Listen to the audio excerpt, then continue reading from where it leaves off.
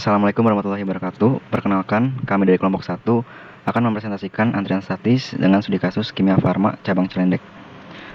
Selanjutnya, di sini ada tim kami. Pertama ada saya sendiri, Muhammad Bayu Fadayan, ada Fatur Pakabrana Sodikin, lalu selanjutnya yang terakhir ada Rafli Rahmat Amtiar. Adapun yang akan dibahas pada presentasi kali ini adalah sebagai berikut. Nah, pertama ada masalah dan deskripsi sistem.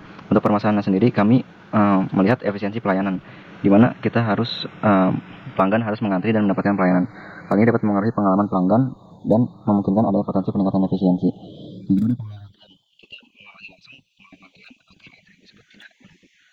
Lalu ada optimasi sumber daya. Kita juga mengamati sumber daya yang ada pada sistem agar tidak ada sumber daya yang menganggur. Lalu ada deskripsi sistem. Untuk deskripsi sistem pada sistem antrian kimia farma terbagi menjadi 2 skenario. Pertama, apabila ada pelanggan umum. Yang kedua adalah pelanggan dengan resep. Untuk pelanggan umum, dia akan langsung datang ke apotek dan akan langsung dilayani oleh kasir. Sedangkan untuk pelanggan dengan resep, dia akan berjalan secara asinkronus di belakang layar. Kemudian ada tinjauan pustaka, materi yang digunakan. Selanjutnya adalah metodologi simulasi yang digunakan. Nah, ini untuk persiapan teknisnya. Pertama ada persiapan yang diperlukan. Kita memerlukan laptop, pulpen, kertas, alat tunjuk waktu, dan tenaga pengamat 3 orang, yaitu kami sendiri. Yang kedua ada sistematika pengambilan data. Untuk perencanaan sebelum observasi, kami meminta surat dari fakultas dan juga berjanjian dengan kepala apoteker untuk mengobservasi pada waktu yang telah ditentukan. Yang kedua ada observasi di tempat. Kami melakukan perjanjian dengan kepala apoteker di hari Rabu. Lalu ketiga ada pembagian tugas. Untuk pembagian tugas sendiri, kami bergantian dalam mengerjakan tugas. Orang pertama ada yang mengamati sistem, lalu ada yang sebagai operator, ada juga yang membuat model abstrak. Untuk teknis pengambilan data sendiri, kami mengambil data secara real time menggunakan software Excel yang tadi setting agar data dapat diambil secara akurat. Kami juga menyediakan alternatif, yaitu dengan pensil dan kertas untuk pengambilan data apabila terjadi masalah dengan device yang digunakan.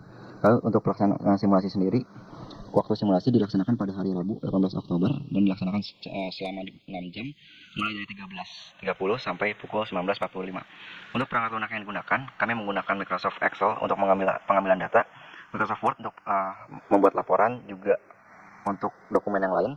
Lalu ada juga Figma untuk membuat model abstrak. Lalu yang terakhir ada ProModel untuk membuat model simulasinya.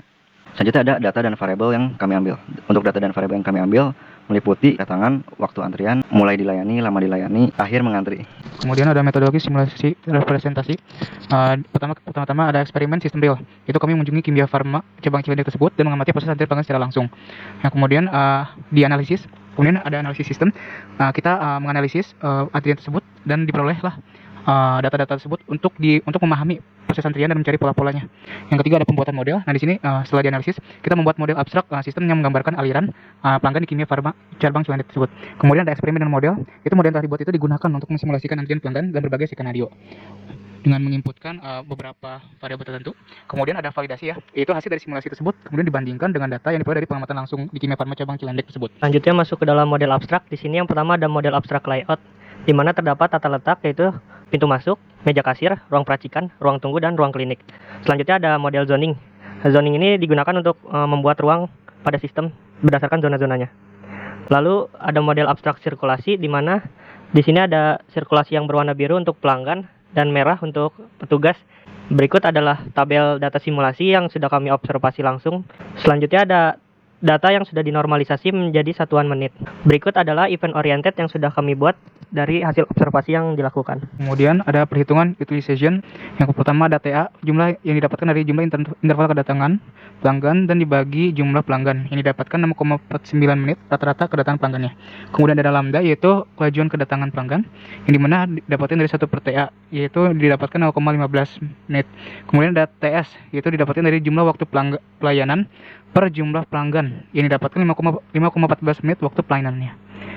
Kemudian ada U, yaitu server utilitas, didapatkan dari lambda kali TS, yaitu didapatkan hasilnya sebesar 77,1%, yang dimana ini terhitung sangat baik untuk penggunaan servernya karena lebih dari 50%. Kemudian ada RAW sama U. RAW-nya itu fasilitas layanan tunggal, yaitu sebesar 0,771, yaitu ada mu-nya itu tingkat pelayanan, yaitu didapatkan hasil 0,39. Kemudian ada LQ, jumlah entitas rata-rata di garis tunggu, didapatkan sebanyak 3,37, dibuatkan menjadi 3 orang.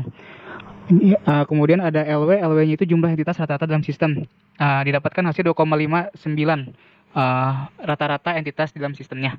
Kemudian ada TK, TK-nya itu waktu rata-rata di garis tunggu, yaitu waktu rata-ratanya 22,4 menit. Kemudian ada TW, TW-nya itu waktu rata-rata untuk penyelesaian layanan, yaitu dapatkan hasil 17,27 menit. Selanjutnya ada prediksi kedatangan berdasarkan perhitungan distribusi Poisson. Hasil probabilitas pada nomor kedatangan 4 dalam 30 menit memiliki kecocokan paling tinggi dengan keadaan yang sesungguhnya. Berikutnya adalah output dari simulasi menggunakan Pro Model. Lalu selanjutnya kita masuk ke hasil analisis dengan Pro Model, di mana pelanggan di sini sama seperti dengan tabel yang sudah kita observasi secara manual, dan untuk TK-nya agak berbeda ya, 10 menit. Selanjutnya ada analisis fungsi simulasi. Untuk level pertama itu sebagai pendefinisian. Di sini data simulasi yang kami amati, pertama kita dapat mengetahui skenario pelayanan dan tipe pelayanan yang ada pada sistem antrian di Kimia Farma. Lalu ada waktu kedatangan pelanggan. Ada beberapa jam yang memang ramai. Lalu yang ketiga ada identifikasi masalah. Melalui data yang kami kumpulkan, kami dapat mengidentifikasi masalah seperti stok yang kurang yang akan berpengaruh kepada waktu tunggu antrian yang semakin lama dan juga waktu layanan yang semakin lama. Selanjutnya ada level 2 yaitu sebagai analisis untuk menentukan beberapa elemen kritis. Jadi hasil data simulasi dapat kita tentukan beberapa elemen kritis seperti durasi waktu pelayanan dan waktu tunggu. Juga ada utilitas sistem, yang terakhir ada entitas rata-rata dalam antrian dan sistem. Yang ketiga sebagai penilai untuk evaluasi solusi. Berdasarkan perhitungan yang telah dilakukan, di sini ada contoh utilitas sebesar 77%, 1% dianggap bahwa server termanfaat dengan baik. Selanjutnya ada level 4 yaitu prediksi untuk pengembangan masa depan. Untuk prediksi kami menggunakan distribusi Poisson, di mana pada hasilnya menunjukkan bahwa kedatangan 4 pelanggan dalam 30 menit memiliki kecocokan yang paling tinggi dengan keadaan yang sebenarnya. Nah, analisis masa depan lainnya yaitu dapat dilihat bahwa kedatangan paling tinggi terjadi pada pukul 15.00 sampai 16.00 yang memungkinkan sistem untuk bekerja lebih keras agar antrian tetap efektif. Kemudian kesimpulan yang didapat yaitu analisis sistem antrian di Apotek Kimia Farma Cilandak mengungkap pola kedatangan pelanggan, waktu pelayanan, dan efisiensi server. Distribusi Poisson ini memberikan prediksi kedatangan pelanggan, sementara simulasi Pro Model digunakan untuk menyoroti perbedaan dengan perhitungan manual.